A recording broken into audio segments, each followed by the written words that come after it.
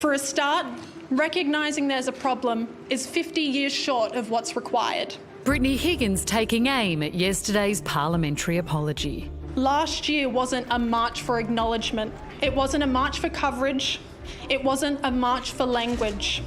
It was a march for justice. Taking aim at the national plan to end violence against women. Unfortunately, its aims are so lofty and vague that it's impossible to disagree with and equally difficult to examine. Taking aim at the Prime Minister. What bothered me most about the whole "imagine if it were our daughter's" spiel wasn't that he necessarily needed his wife's advice. I didn't want his sympathy as a father. I wanted him to use his power as Prime Minister. But the real bombshells were to come. After a year of being re-victimised, commodified, objectified, sensationalised, delegitimised, misquoted, gaslit and thrown under the bus by the biased mainstream media, I would just like to thank you for reminding me that I really have nothing to lose. Grace Tame sensationally revealing that months before this moment, she received a threatening phone call from a senior member of a government-funded organisation. Asking for my word that I wouldn't say anything damning about the Prime Minister on the evening of the next Australian of the Year Awards. You're an influential person. He'll have a fear, they said. A fear? What kind of fear? I asked myself. And then I heard the words, you know, with an election coming soon. And it crystallised. A fear for himself and no one else. A fear that he might lose his position, or more to the point, his power. And that wasn't the only intimidation tactic deployed. Last time I was in this room, I was goaded into making a comment about Scott's response to Brittany's allegations. It shouldn't take having children to have a conscience. Not long afterward, the Department of Prime Minister and Cabinet conducted a review into the National Australia Day Council's selection process for the Australian of the Year Awards, a transparent intimidation tactic designed to rattle the cage of an organisation whose funding mostly comes from the federal government. Tame scathing of the government's efforts, listing her 3 key asks. First is for a government that takes the issue of abuse in all its forms seriously. The second is for the implementation of adequate funding for prevention education to stop these things before they even start. The third is for national, consistent, structural change. And perhaps a change at the top. All Anthony would have to do is none of the things that Scott's done. Grace and Brittany holding court over Canberra, acknowledging those who suffered before them. They spoke quite freely about the Rochelle Miller, which I'm very sorry about.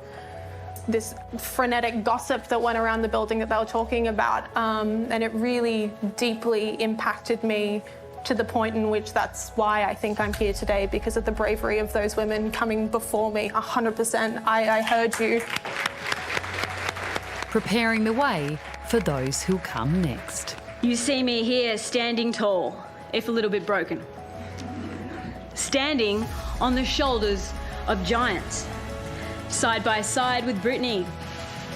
Side by side with all of you. Together. Making change. Making history. But above all else, making noise.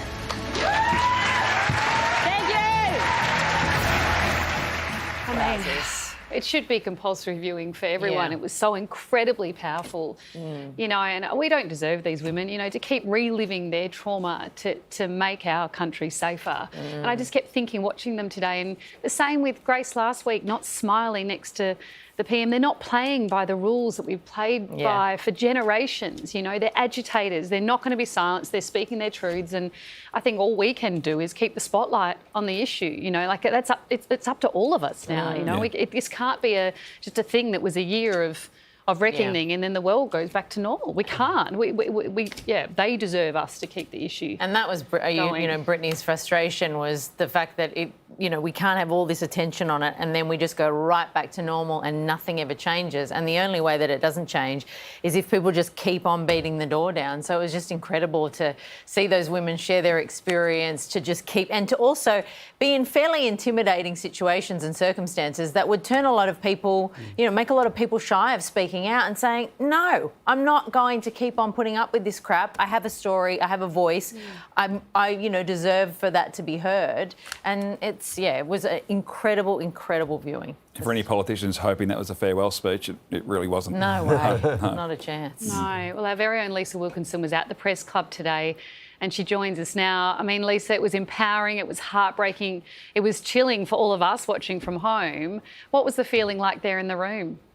So incredibly powerful, Carrie. I mean, National Press Club addresses are known usually as pretty dry affairs, but the level of anticipation about what Grace and Brittany were going to say on stage was enormous. In fact, I spoke to someone from the Press Club and they said the wait list on this lunch went on forever, and he said that they could have filled the MCG with the number of people who wanted to be in that room.